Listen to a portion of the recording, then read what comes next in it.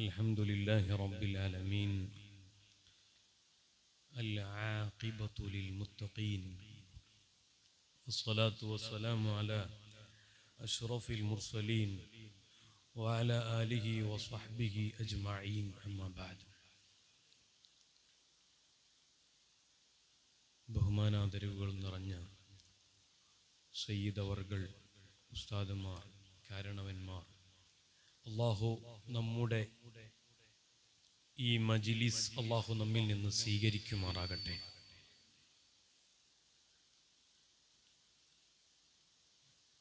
സ്വാഗതം പറയുക എന്നതാണ് എൻ്റെ ഈ സംസാരത്തിൻ്റെ ലക്ഷ്യം.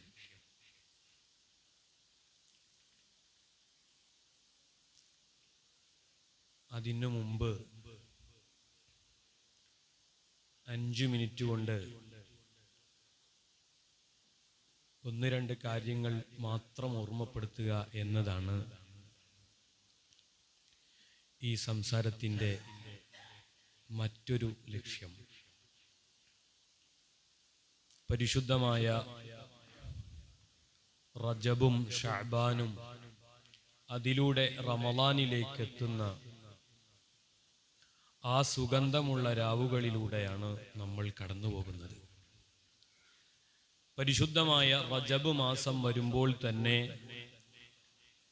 നാം ദുആ ചെയ്യുന്നു, അല്ലാഹുമ്മ ബാരിക് ലനാ ഫീ റജബിൻ വ ശഅബാൻ വബല്ലിഗ്നാ റമളാൻ. ആ ദുആ നിസ്കാരത്തിനു ശേഷം മാത്രം റിസർവ് ചെയ്യപ്പെട്ട ദുആ അല്ല, മറിച്ച് സർവസമയങ്ങളിലും ദുആ ചെയ്യേണ്ട, പ്രാർത്ഥിക്കേണ്ട ഒരു ദുആ ആണ്, പ്രധാനപ്പെട്ട ദുആ ആണ്. അല്ലാഹുവേ, ഞങ്ങൾക്ക് റജബിലും ശഅബാനിലും റമളാനിലും ഞങ്ങൾക്ക് ബറക്കത്ത് ചെയ്യണം.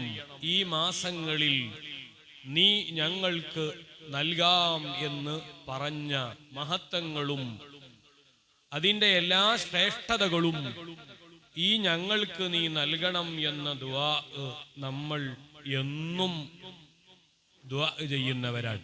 അതിൽ പ്രധാനപ്പെട്ട ഒരു ഭാഗം എന്ന് പറഞ്ഞാൽ ബറക്കത്തിനു വേണ്ടിയുള്ള ദുആ ആണ്. ബറക്കത്ത് എന്ന് പറഞ്ഞാൽ സ്ഥലത്തിനു ബറക്കത്തുണ്ട്, സമയങ്ങൾക്ക് ബറക്കത്തുണ്ട്, കാലങ്ങൾക്ക് ബറക്കത്തുണ്ട്. അങ്ങനെ ബറക്കത്ത് വിവിധങ്ങളായ മേഖലകളിൽ ഉണ്ട്. സ്ഥലങ്ങൾക്ക് ബറക്കത്ത് ലഭിക്കുന്നത് ആ സ്ഥലത്ത് ജീവിച്ചുപോയ മഹാരഥന്മാരായ മഹത്തുക്കളെ കൊണ്ടാണ്. ഈ നാടിന് കിട്ടിയ ബറക്കത്ത് സൈഫുൽ ഇലാഹ് സൈനുദ്ദീൻ ഉസ്താദും അതുപോലെ കോയ ഉസ്താദും അതുപോലെ ബീരാങ്കോയ ഉസ്താദും അതുപോലെ ഒരുപാട് സാദാത്യങ്ങളും മഹാന്മാരും പണ്ഡിതന്മാരും കഴിഞ്ഞുപോയി എന്നതാണ് ഈ നാടിന് ഇത്രമേൽ ബറക്കത്ത് ലഭിക്കാനുള്ള കാരണം. അല്ലാഹു നിലനിർത്തി തരുമാറാകട്ടെ. മറ്റൊന്ന് സമയത്തിന്റെ ബറക്കത്താണ്. സമയത്തിന് എങ്ങനെയാണ് ബറക്കത്ത് ലഭിക്കുന്നത്? സമയത്തിന് സന്ദർഭോചിതമായിട്ട്, സന്ദർഭത്തെ ബന്ധപ്പെടുത്തിക്കൊണ്ടാണ് സമയത്തിന്റെ ബറക്കത്ത് പറയാറുള്ളത്. വെള്ളിയാഴ്ച ദിവസത്തിന്റെ ആ സമയത്തിന്റെ ബറക്കത്ത് പറഞ്ഞിടത്ത് മഹാന്മാരായ മഹത്തുക്കൾ അതിന്റെ ബറക്കത്ത് പറഞ്ഞത് ആദം നബി അലൈഹിസ്സലാത്തു വസ്സലാമിനെ സ്വർഗലപ്തി കിട്ടിയ സമയമാണ്, അവിടുത്തെ പടക്കപ്പെട്ട ദിവസമാണ് എന്നൊക്കെയാണെങ്കിൽ, അങ്ങനെ കാലങ്ങൾക്കും സമയങ്ങൾക്കും സന്ദർഭങ്ങൾക്കും എല്ലാം വലിയ ബറക്കത്ത് ലഭിക്കുന്ന സമയങ്ങളും സന്ദർഭങ്ങളും ഉണ്ടെങ്കിൽ നമ്മുടെ ജീവിതത്തിൽ ബറക്കത്ത് ലഭിക്കാൻ എന്തു ചെയ്യണം എന്ന് നോക്കുമ്പോൾ നമ്മൾ റജബ് മുതൽ അല്ലാഹുമ്മ ബാരിക് ലനാ ഫീ റജബിൻ വ ശഅബാന വബല്ലിഗ്നാ റമളാൻ എന്ന് നമ്മൾ ദുആ ചെയ്യുന്നുണ്ട്. എന്നാൽ മഹാന്മാര് പറയുന്നു, ജീവിതത്തിൽ ബറക്കത്ത് കിട്ടാൻ 3 കാര്യങ്ങളാണ്. ഒന്നാമത്തേത് എന്താണ്? ഒന്നാമത്തേത് ശീലങ്ങൾ നന്നാക്കുക എന്നതാണ്. ശീലങ്ങൾ നന്നാക്കുക എന്നതാണ്. അതിൽ ഏറ്റവും പ്രധാനമായി പറയുന്നത് ദാനശീലമാണ്. ദാനശീലമാണ് നമ്മുടെ ജീവിതത്തിൽ ബറക്കത്ത് ലഭിക്കാനുള്ള ഏറ്റവും വലിയ ഒരു കാര്യം എന്ന് പറയുന്നത്. ദാനശീലമുള്ളയാൾക്ക് ജീവിതത്തിൽ ബുദ്ധിമുട്ടുകൾ വരില്ല, പ്രയാസങ്ങൾ വരില്ല. അയാൾ എവിടെയും അലയേണ്ടി വരില്ല, അയാൾ എവിടെയും പ്രയാസപ്പെടേണ്ടി വരില്ല എന്ന് മഹാന്മാരായ മഹത്തുക്കൾ നമ്മെ പഠിപ്പിക്കുന്നുണ്ട്. മുത്തുനബി സല്ലല്ലാഹു അലൈഹി വസല്ലമ തങ്ങൾ അവിടുത്തെ 2 മക്കളെയും 2 പെൺകുട്ടികളെയും വിവാഹം ചെയ്തു കൊടുത്തത് ഉസ്മാൻ ഇബ്നു അഫ്ഫാൻ റളിയല്ലാഹു അൻഹുവിനാണ്. അതിന്റെ കാരണം എന്താണ്? ഉസ്മാൻ ഇബ്നു അഫ്ഫാൻ റളിയല്ലാഹു അൻഹു മക്കയിൽ നിന്ന് എല്ലാ തന്റെ സമ്പത്തും സമ്പാദ്യങ്ങളും മുഴുവനും ഇട്ടേച്ച് മദീനയിലേക്ക് ഹിജ്റ വന്ന മുഹാജിറാണ് എന്ന് നമുക്കറിയാം. എന്നിട്ട് പോലും അവിടുന്ന് വലിയ സമ്പൽ സമൃദ്ധിയിൽ ജീവിച്ച ചരിത്രം നമ്മുടെ മുന്നിലുണ്ട്. അതിന്റെ കാരണം എന്താണ്? മുത്തുനബി തങ്ങൾ 2 മക്കളും മുകുൽസൂം ബീവി റളിയല്ലാഹു അൻഹയും റുഖയ്യ ബീവി റളിയല്ലാഹു അൻഹയും വഫാത്തായതിനു ശേഷവും മുത്തുനബി സല്ലല്ലാഹു അലൈഹി വസല്ലമ തങ്ങൾ സ്വഹാബത്തിനോട് പങ്കുവച്ചു, എനിക്ക് ഇനി ഒരു മകളും കൂടി ഉണ്ടെങ്കിൽ ഞാൻ അത് ഉസ്മാൻ ഇബ്നു അഫ്ഫാൻ റളിയല്ലാഹു അൻഹുവിന് വിവാഹം ചെയ്തു കൊടുക്കും എന്ന് അവിടുന്ന് പറഞ്ഞ സന്ദർഭം നമ്മുടെ മുന്നിലുണ്ട്. മുത്തുനബി സല്ലല്ലാഹു അലൈഹി വസല്ലമ തങ്ങൾക്ക് കിണർ വാങ്ങിക്കൊടുത്ത സന്ദർഭം നമുക്കറിയാം. ആ കിണർ വാങ്ങിക്കൊടുത്തതിന്റെ പശ്ചാത്തലത്തിൽ അവസാന സന്ദർഭങ്ങളിൽ വീട് മുഴുവനും വളഞ്ഞിരിക്കുന്ന മുശ്രിക്കുകൾക്ക് മുന്നിൽ നോമ്പുകാരനായ ഉസ്മാൻ ഇബ്നു അഫ്ഫാൻ റളിയല്ലാഹു അൻഹു അവിടുന്ന് ഒറ്റ വിളിയാണ്, യാ ഗൗസ യാ റസൂലല്ലാഹ്, നബിയെ ഞാൻ ഇവിടെ ബുദ്ധിമുട്ടിലാണ്, എനിക്ക് നോമ്പ് തുറക്കാൻ ഒരു വെള്ളമില്ല, നോമ്പ് തുറക്കാനുള്ള ഭക്ഷണമില്ല, സഹായിക്കണം എന്ന സഹായം ചരിത്രത്തിൽ നമ്മൾ വായിക്കുന്നുണ്ട്, കാണുന്നുണ്ട്. എന്താണ് അതിന്റെ പശ്ചാത്തലത്തിൽ വായിക്കുന്നത്? തന്റെ വീട് മുഴുവനും ബന്ധിതമാക്കി തന്റെ വീട്ടിൽ നിന്ന് ഇറങ്ങാൻ പറ്റാത്ത സാഹചര്യം ഒരുക്കി തൊട്ടടുത്തുള്ള കിണറിൽ പോയി വെള്ളമെടുക്കാൻ സഹധർമ്മിണിയായ നായില ബീവി റളിയല്ലാഹു അൻഹയെ പോലും അനുവദിക്കാത്ത സാഹചര്യത്തിൽ നിന്ന് ഉസ്മാൻ ഇബ്നു അഫ്ഫാൻ റളിയല്ലാഹു അൻഹു മദീനയിലേക്ക് വന്നപ്പോ നല്ല ഒരു വെള്ളം കിട്ടുന്ന കിണറേതാണെന്ന് ചോദിച്ചപ്പോ അതെ അതൊരു മുശ്രിക്കിന്റെ കയ്യിലാണെന്ന് പറഞ്ഞപ്പോ ആ കിണർ 10,000 കൊടുത്തു വാങ്ങിക്കൊടുത്ത ഉസ്മാൻ ഇബ്നു അഫ്ഫാൻ റളിയല്ലാഹു അൻഹു അങ്ങനെ മുത്തുനബി സല്ലല്ലാഹു അലൈഹി വസല്ലമ തങ്ങളോട് വിളിക്കുകയും മുത്തുനബി തങ്ങൾ വെള്ളം കൊടുത്തതും ചരിത്രം നമ്മുടെ മുന്നിലുണ്ട്. അതുകൊണ്ട് ശീലം നന്നാക്കുന്നത് വളരെ പ്രധാനമാണ് ബറക്കത്ത് ലഭിക്കാൻ എന്ന് മഹാന്മാര് പറയുന്നു. അതിലേറ്റവും വലിയ ശീലമാണ് ദാനധർമ്മം, ദാനശീലം എന്ന് പറയുന്നത്. ദാനശീലം നമുക്കുണ്ടായാൽ നമ്മുടെ ജീവിതത്തിൽ എന്നും സമ്പൽ സമൃദ്ധിയും എന്നും ബറക്കത്തുണ്ടാകുമെന്ന് മഹാന്മാര് നമ്മെ പഠിപ്പിക്കുന്നുണ്ട്.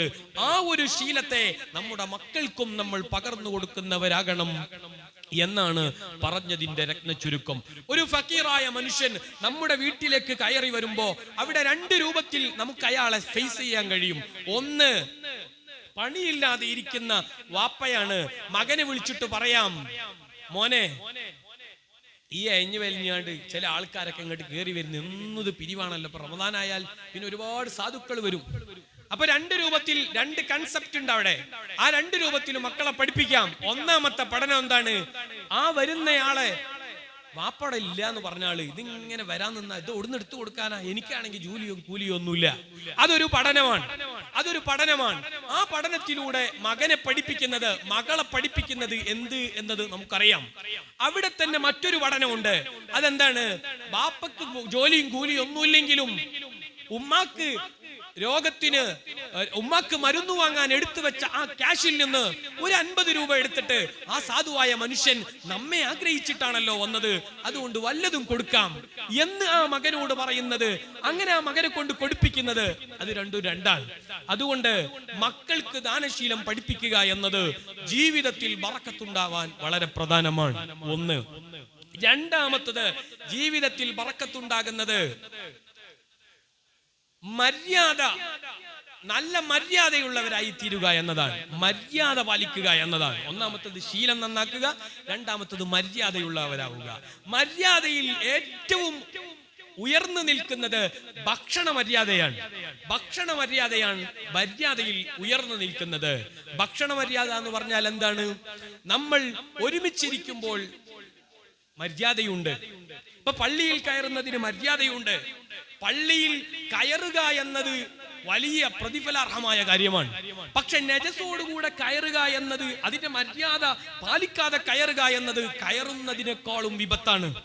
ഖുർആൻ ഓതുക എന്നത് വലിയ ശ്രേഷ്ഠമായ കാര്യമാണ്. പക്ഷേ ഉളു ഇല്ലാതെ ഖുർആൻ എടുത്ത് അല്ലെങ്കിൽ ഖുർആൻ മ്ലേച്ഛമാക്കുക എന്നത് ഈ ദീനിന്റെ ബൗണ്ടറിയിൽ നിന്ന് തന്നെ പുറത്തു പോകാൻ കാരണമാണ്. അപ്പൊ മര്യാദ നന്നാക്കുക എന്നത് വളരെ പ്രധാനമാണ്. അതിൽ ഏറ്റവും പ്രധാനപ്പെട്ട മഹാന്മാര് പറയുന്നുണ്ട്, ഭക്ഷണ മര്യാദ നിങ്ങൾ ക്ലിയർ ചെയ്യണം. ഭക്ഷണം കൂട്ടിയിരിക്കുമ്പോ ഒരു മര്യാദയുണ്ട്, കൂടെ ഇരുന്ന് ഭക്ഷണം കഴിക്കുമ്പോ അതിൻ്റെതായ മര്യാദയുണ്ട്. ഇന്ന് സൈക്കോളജിക്കലായി പറഞ്ഞു തരുന്നത്, പൊതുവിൽ നമ്മൾ വായിക്കുമ്പോൾ മനസ്സിലാകുന്നത്, ഇന്ന് വീടുകളിൽ കൂടെ ഇരുന്ന് ഉമ്മയും ഉപ്പയും മക്കളും കൂടെ ഇരുന്ന് ഭക്ഷണം കഴിക്കുന്ന സിസ്റ്റം ഇല്ല.